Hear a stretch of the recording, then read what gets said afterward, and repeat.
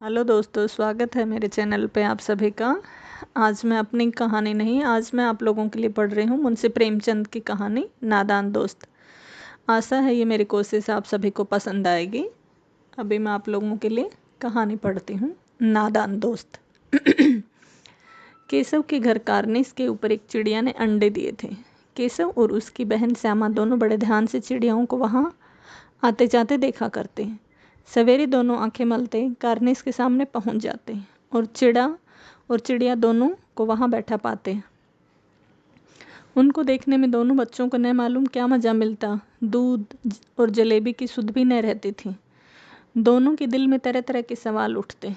अंडे कितने बड़े होंगे, किस रंग के होंगे, कितने होंगे, क्या खाते होंगे, उनमें से बच्चे किस तरह निकल आएंगे, बच्चों के पर कैसे निकलेंगे, घोंसला कैसा है। लेकिन इन बातों का जवाब देने वाला कोई नहीं। न अम्मा को घर के काम धंधों से फुर्सत थी, न बाबूजी को पढ़ने लिखने से। दोनों बच्चे आपस ही में सवाल जवाब करके अपने दिल को तसल्ली दे दिया करते थे। श्यामा कहती, क्यों भैया, बच्चे निकलकर फुर से उड़ जाएंगे। केशव विद्वानों जैसे गर्व से कहता, नहीं री पगली, पहले पर निकलेंगे, बगैर पैरों के बेचारे कैसे उड़ेंगे। श्यामा, बच्चों को क्या खिलाएगी बेचारी। केशव इस पेचीदा सवाल का जवाब कुछ न दे सकता था। इस तरह 3-4 दिन गुजर गए। दोनों बच्चों की जिज्ञासा दिन दिन बढ़ती जाती थी। अंडों को देखने के लिए वे अधीर हो उठते थे। उन्होंने अनुमान लगाया कि अब जरूर बच्चे निकल आए होंगे। बच्चों के चारे का सवाल अब उनके सामने आ खड़ा हुआ था। चिड़िया बेचारी इतना दाना कहाँ पाएगी कि सारे बच्चों का पेट भरे। गरीब बच्चे भूख के मारे चूं चूं करके मर जाएंगे। इस मुसीबत का अंदाज़ा करके दोनों घबरा उठे। दोनों ने फैसला किया कि कार्निस का थोड़ा सा दाना रख दिया जाए। श्यामा खुश होकर बोली, तब तो चिड़िया को चारे के लिए कहीं उड़कर न जाना पड़ेगा न। केसर, नहीं, तब क्यों जाएगी। श्यामा, क्यों भैया, बच्चों को धूप न लगती होगी। केशव का ध्यान इस तकलीफ की तरफ न गया था। बोला, जरूर तकलीफ हो रही होगी, बेचारे प्यास के मारे तड़पते होंगे, ऊपर छाया भी तो कोई नहीं। आखिर यही फैसला हुआ कि घोंसले के ऊपर कपड़े की छत बना देनी चाहिए। पानी की प्याली और थोड़े से चावल रख देने का प्रस्ताव भी स्वीकृत हो गया। दोनों बच्चे बड़े चाव से काम करने लगे। श्यामा माँ की आंख बचाकर मटके से चावल निकाल लाई। केशव ने पत्थर की प्याली का तेल चुपके से जमीन पर गिरा दिया और उसे खूब साफ करके उसमें पानी भरा। अब चांदनी के लिए कपड़ा कहाँ से आए। फिर ऊपर बगैर छड़ियों को कपड़ा ठहरेगा कैसे, और छड़ियाँ खड़ी होंगी कैसे। केशव बड़ी देर तक इसी उधेड़बुन में रहा। आखिरकार उसने ये मुश्किल भी हल कर दी। श्यामा से बोला, जाकर कूड़ा फेंकने वाली टोकरी उठा लाओ, अम्मा जी को मत दिखाना। श्यामा, वह तो बीच में से फटी हुई है, उसमें धूप न जाएगी। केशव ने झुंझलाकर कहा, तुम टोकरी तो लाओ, मैं उसका सुराख बंद करने की कोई हिकमत निकालूंगा। श्यामा दौड़कर टोकरी उठा लाई। केशव ने उसके सुराख में थोड़ा सा कागज ठूंस दिया और तब टोकरी को एक टहनी से टिकाकर बोला, देखो, ऐसे ही घोंसले पर उसकी आड़ कर दूंगा, तब कैसे धूप आई जाएगी। श्यामा ने दिल में सोचा, भैया कितने चालाक हैं। गर्मी के दिन थे, बाबूजी दफ्तर गए हुए थे। अम्मा दोनों बच्चों को कमरे में सुलाकर खुद सो गई थी। लेकिन बच्चों की आंखों में आज नींद कहाँ। अम्मा जी को बहलाने के लिए दोनों दम रोके आंखें बंद किए मौके का इंतजार कर रहे थे। जो ही मालूम हुआ कि अम्मा जी अच्छी तरह से सो गई हैं, दोनों चुपके से उठे और बहुत धीरे से दरवाजे की सटकनी खोलकर बाहर निकल आए। अंडों की हिफाजत की तैयारी होने लगी। केशव कमरे से एक स्टूल उठा लाया, लेकिन जब उससे काम न चला तो नहाने की चौकी लाकर स्टूल के नीचे रखी और डरते डरते स्टूल पर चढ़ा। श्यामा दोनों हाथों से स्टूल पकड़े हुए थी। स्टूल चारों टांगे बराबर न होने के कारण जिस तरफ ज़्यादा दबाव पाता था, जरा सा हिल जाता था। उस वक्त केशव को कितनी तकलीफ उठानी पड़ती थी, यह उसी का दिल जानता था। दोनों हाथों से कार्निस पकड़ लेता और श्यामा को दबी आवाज़ से डांटता, अच्छी तरह से पकड़, वरना उतरकर बहुत मारूंगा। मगर बेचारी श्यामा का दिल तो ऊपर कार्निस पर था। बार बार उसका ध्यान उधर चला जाता और हाथ ढीले पड़ जाते। केशव ने जो ही कार्निस पर हाथ रखा, दोनों चिड़िया उड़ गई। केशव ने देखा कार्निस पर थोड़े तिनके बिछे हुए हैं और उन पर 3 अंडे पड़े हैं। जैसे घोंसले उन पेड़ों पर देखे थे वैसा कोई घोंसला नहीं है। श्यामा ने नीचे से पूछा, कै बच्चे हैं भैया?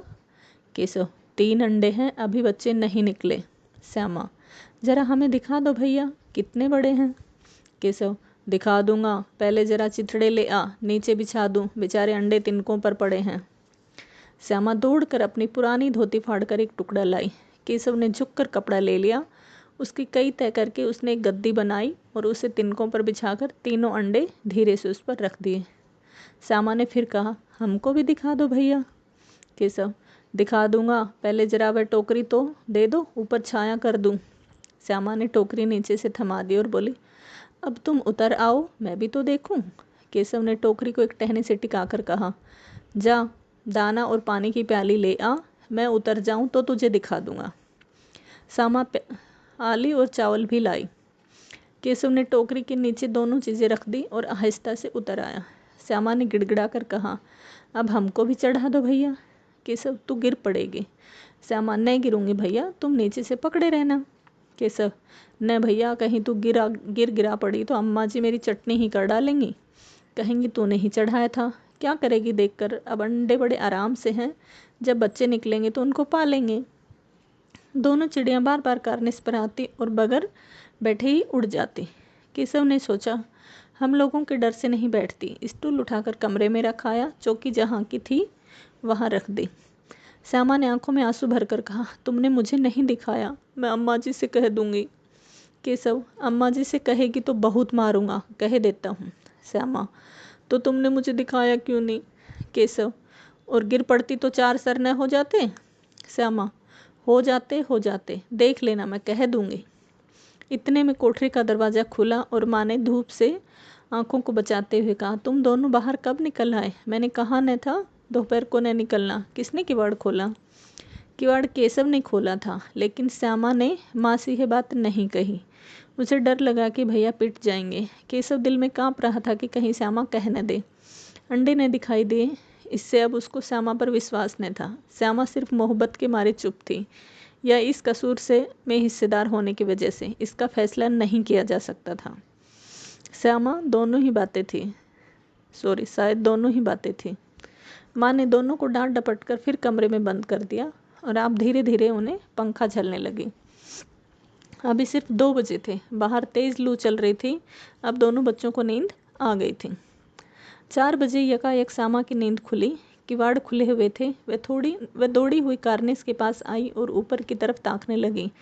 टोकरी का पता न था। संयोग से उसकी नज़र नीचे गई और वह उल्टे पांव दौड़ती हुई कमरे में जाकर जोर से बोली, भैया, अंडे तो नीचे पड़े हैं और बच्चे उड़ गए। केशव घबराकर उठा और दौड़ा हुआ बाहर आया तो क्या देखता है कि तीनों अंडे नीचे टूटे पड़े हैं और उनसे कोई चूने किसी चीज़ बाहर निकल आई है। पानी की प्याली भी एक तरफ टूटी पड़ी है। उसके चेहरे का रंग उड़ गया। सहमी हुई आंखों से जमीन की तरफ देखने लगा। श्यामा ने पूछा, बच्चे कहाँ उड़ गए भैया? केशव ने करुण स्वर में कहा, अंडे तो फूट गए। श्यामा, और बच्चे कहाँ गए? केशव, तेरे सर में। देखती नहीं, अंडों से उजला उजला पानी निकल आया है, वही तो 2-4 दिन में बच्चे बन जाते। माँ ने सोटी हाथ में लिए हुए पूछा, तुम दोनों वहाँ धूप में क्या कर रहे हो? श्यामा ने कहा, अम्मा जी, चिड़िया के अंडे टूटे पड़े हैं। माँ ने आकर टूटे हुए अंडों को देखा और गुस्से से बोली, तुम लोगों ने अंडों को छुआ होगा। अब तो श्यामा को भैया पर जरा भी तरस न आया। उसी ने शायद अंडों को इस तरह रख दिया कि वह नीचे गिर पड़े। इसकी उसे सज़ा मिलनी चाहिए। बोली, इन्होंने अंडों को छेड़ा था अम्मा जी। माँ ने केशव से पूछा, क्यों रे?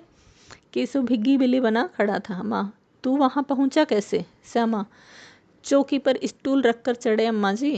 केशव, तू स्टूल थामे नहीं खड़ी थी? श्यामा, तुम्ही ने तो कहा था। माँ, तू इतना बड़ा हुआ, तुझे अभी इतना भी नहीं मालूम कि छूने से चिड़िया के अंडे गंदे हो जाते हैं? चिड़िया फिर उन्हें नहीं सेती। श्यामा ने डरते डरते पूछा, तो क्या चिड़िया ने अंडे गिरा दिए अम्मा जी? माँ, और क्या करती? केशव के सिर इसका पाप पड़ेगा। हाय हाय, 3-3 जाने ले ली दुष्ट ने। केशव रोनी सुनरत बनाकर बोला, मैंने तो सिर्फ अंडों को गद्दी पर रख दिया था अम्मा जी।